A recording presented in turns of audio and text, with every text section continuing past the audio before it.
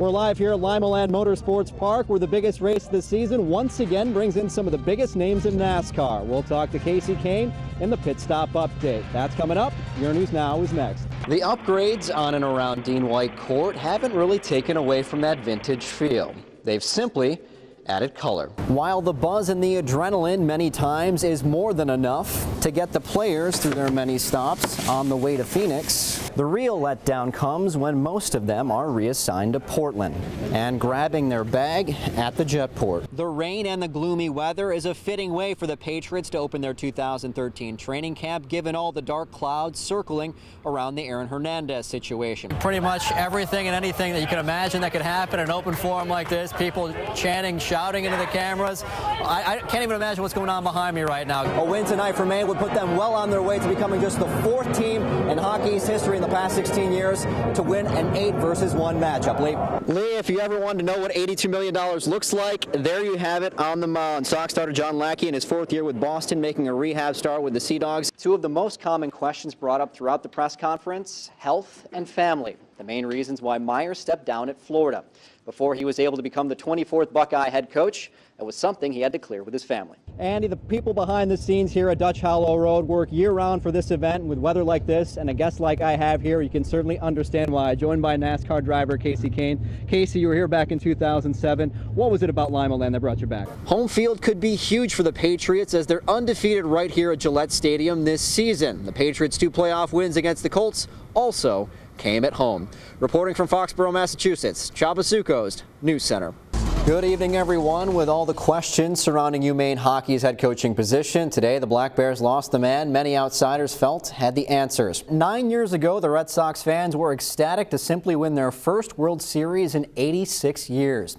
Now they have a chance to do something they haven't done since that 1918 championship by clinching the World Series back at Fenway Park. The most talked about third stringer in the history of sports is now history with the Patriots. Tim Tebow was released by New England yesterday, lasting less than 3 months with the organization.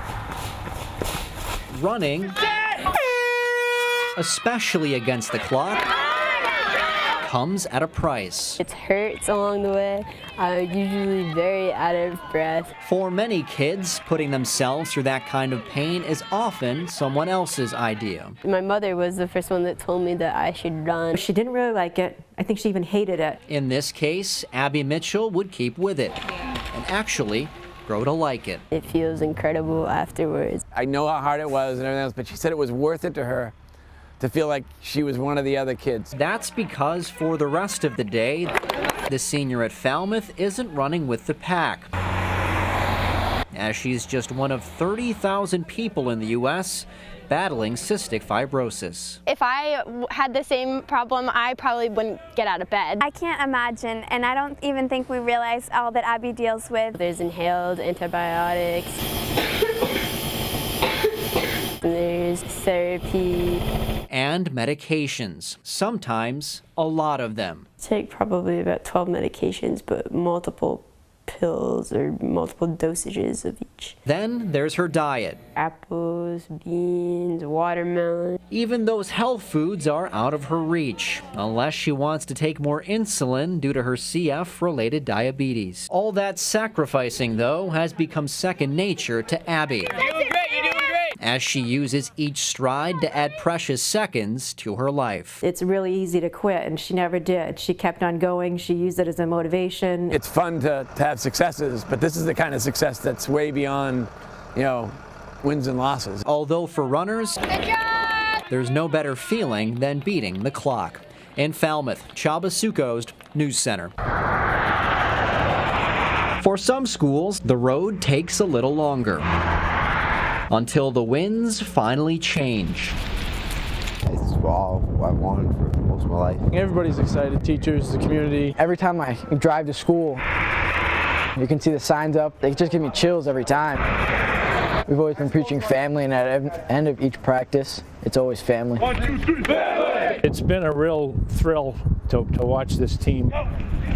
If anyone can appreciate what it takes to get Oak Hill here to Fitzpatrick Stadium for Gold Ball Saturday, it's their former coach and patriarch, Jeff Sturgis, who took the Raiders to their 2 previous state finals back in 1982 and '84. Relish this week but don't lose focus. Tying together those teams Go! and this team are his former players, whose kids are calling and making plays. Gordon Strout rushed for 1,400 yards and 24 touchdowns for us in '82. It was a blast. We've kind of talked about it forever. Donnie Terrian was a free safety for us, started all year. It takes you back sometimes. He brings it up all the time. I mean, all the time. And as for some fatherly encouragement there you go. and guidance, Go, and you lead. Leave it all on the field Let's go, let's go. and give it everything you got, because you may not get back. This is the most high you'll ever get in life. You don't need drugs or alcohol. This is it. This is the high you want to live off. imagine the feeling with the gold ball instead. In Wales, Csaba Sukosd, News Center. The opening night of the high school football playoffs on Friday didn't provide any real upsets or surprises. Saturday wouldn't be so seamless for some of the favorites. We start in South Portland with the number 3 Red Riots hosting the 6th seed Sanford in an A West quarterfinal. SoPo won at Sanford back in week 5.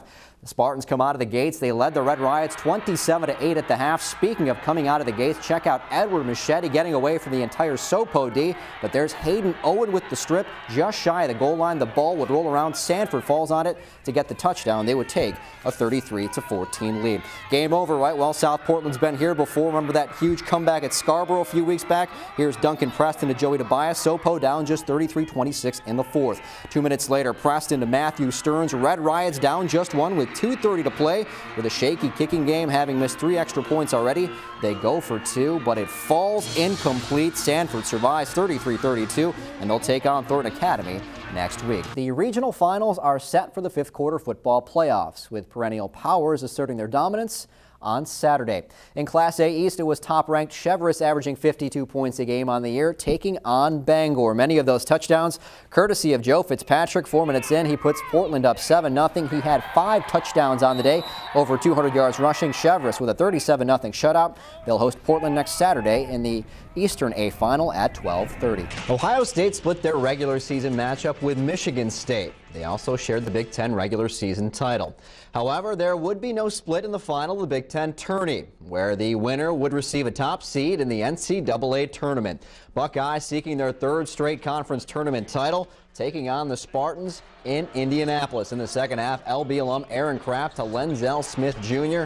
with the 3 ball, 44-42 OSU. Later, Kraft creating again, this time to Deshaun Thomas in the corner. Ohio State's lead at 7. Sparty responds. Brandon Wood capping an 8-0 run. He had a game-high 21. Michigan State back on top by 1. Under 6 minutes to go, Scarlet and Gray down 5. Kraft and Thomas teaming up on the inbounds. All 5 OSU starters were in double figures. Bucks within a bucket. That is Jared Sullinger backing in for 2 of his 18. They trailed 64-62. Same score, under 2 minutes to go. Draymond Green, the Big Ten Player of the Year, helps put it away. Michigan State holds on 68-64. When I was growing up, my father, always stressed to me the little things. Don't make excuses for things. Excuses are words of failure.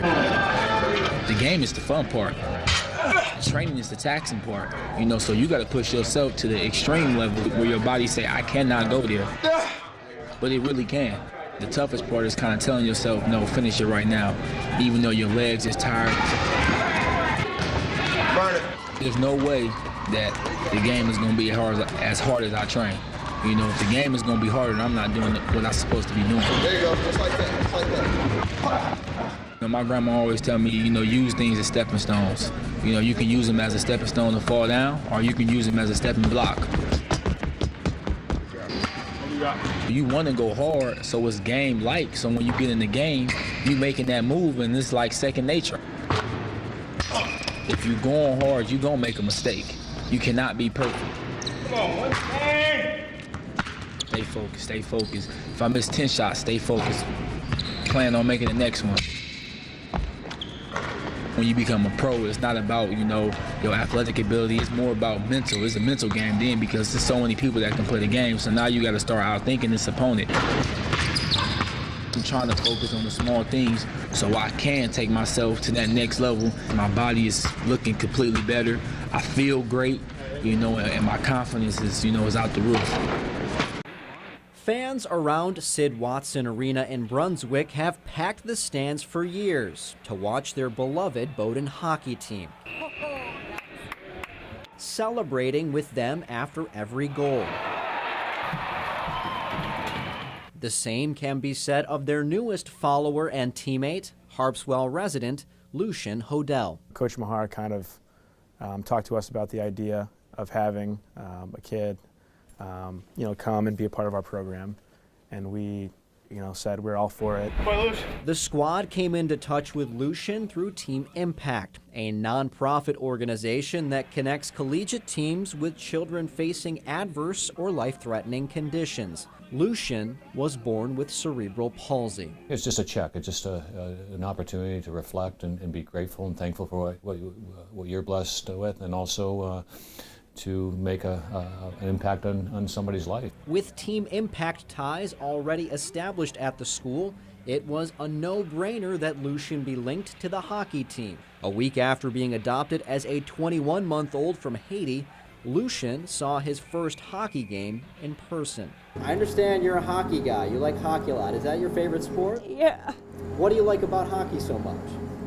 Physical. Something Lucian witnessed up close and personal as his role quickly expanded from one of the guys to coach. Anything you want to say to him? Keep it up. There we go. Pretty touching moment, actually. I felt like just seeing him come in, and we had heard so much about him, but it was great to just actually see him and really be able to talk to him. He definitely brings a smile to all of our faces.